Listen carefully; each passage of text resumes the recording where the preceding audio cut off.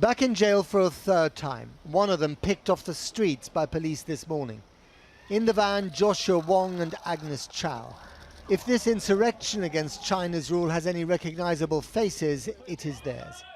Charged with public order offences and released on bail, they may look like high school students. But they become Beijing's biggest headache, determined to fight on, and even as the stakes mount, apparently free from fear. We shall not surrender. And I urge international communities to send a clear message to President Xi. Sending troops or using emergency ordinance is not the way out. We will continue our fight no matter how they arrest and prosecute us.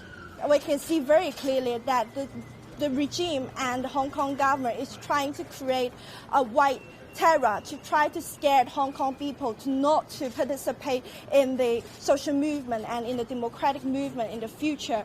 But we Hong Kong people won't give up and won't be scared by these white terror. The maximum sentence 5 years, and this is what they were arrested for. The demonstration that surrounded police headquarters on the 21st of June. No violence on that occasion, but barricading the police in their own building was seen as a brazen affront to the authority of Beijing and its surrogates in Hong Kong.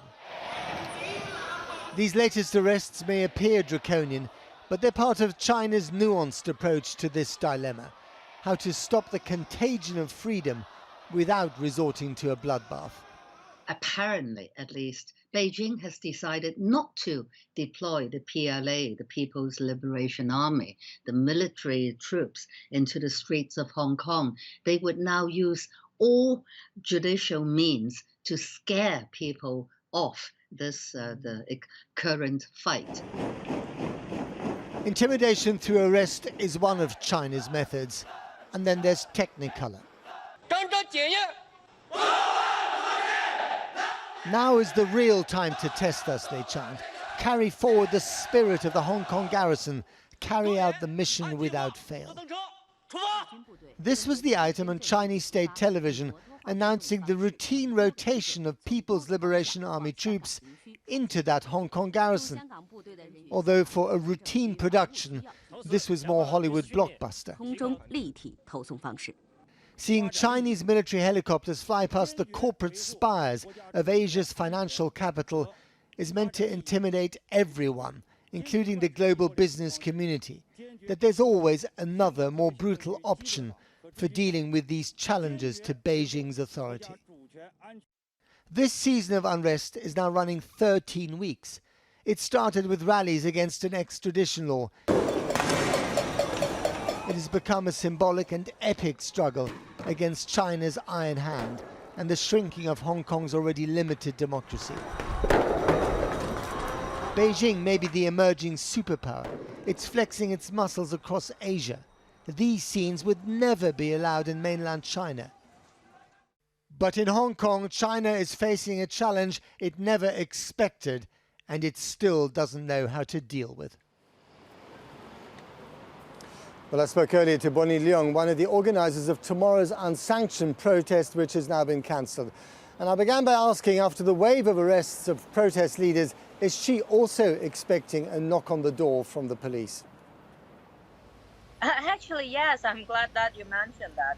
So I may as well talk in advance, say in advance that I have done nothing wrong. I did not break any laws or do any violence act. So if I'm ever to be arrested by the police officers, well, I will claim my innocence.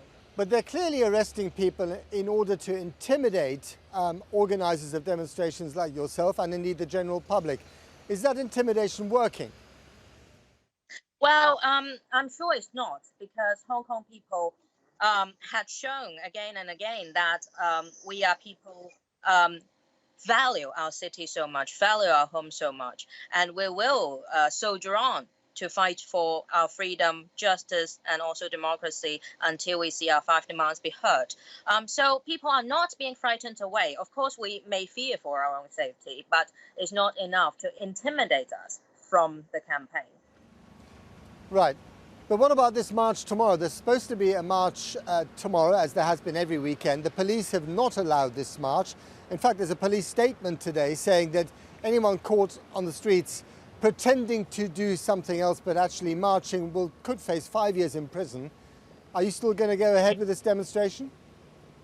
No, because as the organizer of this protest, I think our first priority must be do our best to make sure that everyone will be legal consequences free and safe. But we don't see how we can do it, because if people continue to come out, because we'll continue our march, people will simply be dispersed and arrested. So we're canceling it. But it doesn't mean that we are defeated or the movement is in any way being ended by the government by this intimidation. Is this going to end peacefully or not? I hope so. But the government is making it very, very difficult. But we will carry on. And we also urge UK to support us, because the Joint Declaration did not promise us that. The Joint Declaration promised us peace and democracy and rule of law and also freedom.